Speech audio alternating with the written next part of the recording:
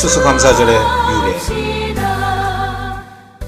영국에서 신앙의 박해를 받아 네덜란드로 순례의 길을 떠났던 청교도들은 네덜란드의 암스테르담과 라덴에서 얼마 동안 신앙의 자유를 누리며 살다가 1558년 영국의 엘리자베스 1세가 여왕으로 즉위하자 타향살이를 청산하고 영국으로 돌아가기로 작정하였습니다. 그러나 영국의 엘리자베스 여왕은 청교도들의 입국을 허락해주지 않았으며 엘리자베스 1세를 이어 즉위한 제임스 1세 그리고 그의 아들 찰스 1세는 왕권 신수설을 받아들여 모든 국민들이 영국 국교만 믿고 이를 따를 것을 강요하였습니다.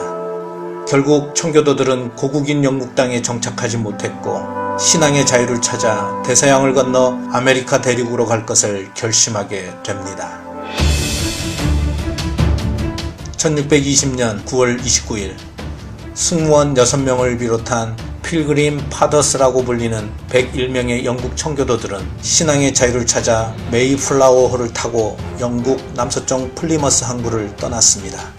그러나 그렇게 출항한 그들의 항해는 그리 순탄하지만은 않았습니다. 대서양 바다를 가로질러 항해해야 했기에 그들은 높은 파도와 싸워야만 했고 불규칙한 비바람의 날씨, 좁은 함선에서의 갑갑한 생활, 게다가 빈약한 식량으로 인해 모진 고난의 여정을 견디고 견뎌야만 했습니다. 약 2개월간의 악종고투 항해 끝에 드디어 1620년 11월 9일에 신대륙 매사추세츠주 케이프 카드만에 감격적으로 도착하게 되었습니다.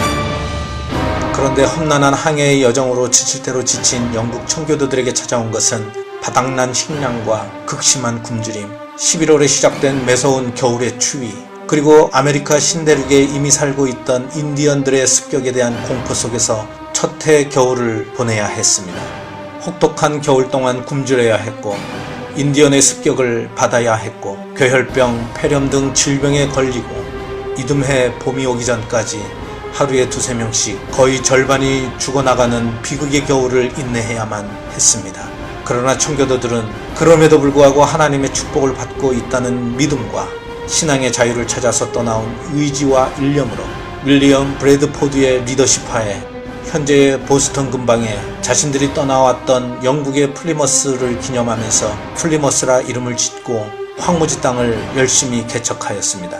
그러는 가운데서도 인디언들에 대한 습격과 분쟁은 여전했지만 1621년 3월 봄을 맞으면서 인디언들과 청교도들 간의 상호협력 및 불가침 조약을 맺은 이후 청교도들에게 우호적인 태도를 보인 완파노악 부족 인디언들로부터 옥수수와 밀, 토지 경작법 등 많은 도움을 지원받게 되었습니다. 바닥난 식량으로 인해 일주일에 3일씩 어쩔 수 없이 금식을 하면서 굶주린 배를 움켜쥐어야 했을 때에는 인디언들이 짐승들을 잡아다 주는 덕분에 겨우 굶주림을 면하면서 버텨 나갈 수 있었습니다.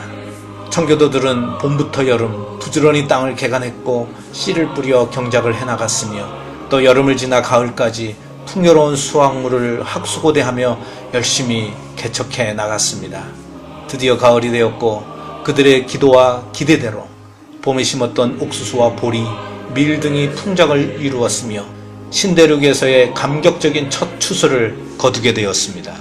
청교도들의 지도자 브래드포드는 지금까지 돌보셨던 하나님의 은혜에 크게 감사드리며 죽도록 어려웠지만 열심히 땀 흘렸던 자신들의 첫 수확을 축하하기 위해 그리고 첫 수확에 크게 도움을 제공했던 인디언들을 기억하기 위해 완파노악 부족 인디언 추장 마사소이드를 초청하여 그렇게 최초의 추수감사절을 지켰던 것입니다.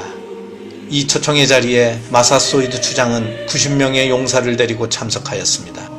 이날 청교도들은 들새를 잡으러 나가서 많은 칠면조를 잡았고 인디언들도 사냥을 해서 5마리의 사슴을 잡았습니다. 청교도인들은 제단을 쌓았고 인디언들과 함께 모여 앉아서 하나님께 감사를 올려드리며 큰 축제의 잔치를 열었습니다. 생존한 청교도들은 그렇게 감격적인 기쁨의 첫 추수감사 예배를 드렸던 것입니다. 목숨과 맞바꿔야 했을 정도로 그토록 바라고 바랬던 신앙의 자유를 만끽하는 시간이 찾아온 것입니다. 1621년 11월 마지막 목요일이었습니다. 이것이 유래가 되어 오늘날의 추수감사절이 탄생되었던 것입니다. 그리고 이런 이유로 미국의 추수감사절에는 칠면조 요리를 먹는 전통이 생긴 것입니다. 이 관습은 서서히 다른 지역으로 퍼져 나가기 시작하였습니다. 그러다가 추수감사절을 지키는 관습이 점차 확고한 기반을 갖게 되었고, 미국의 초대 대통령이었던 조지 워싱턴이 1795년 1월 1일 감사절과 기도의 날을 선포하였습니다.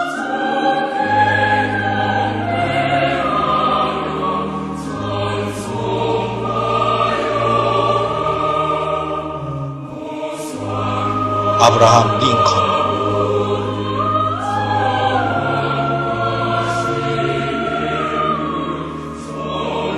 프랭클린 델로노 루즈벨트,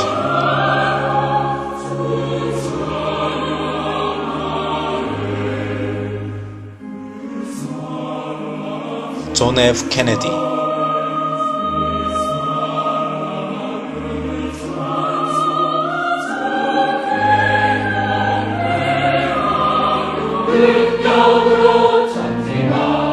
신앙의 자유를 찾아 신대륙으로 향했던 영국 청교도들의 결연한 믿음의 의지, 험난한 항해 끝에 당도한 신대륙에서의 시련과 역경, 그럼에도 불구하고 포기하지 않았던 하나님을 향한 그들의 신앙, 척박하고 황폐한 상황 속에서 풍성히 얻게 하신 창조주 하나님의 섭리, 지금 누리는 풍요로운 수확의 기쁨, 그리고 감사의 축제.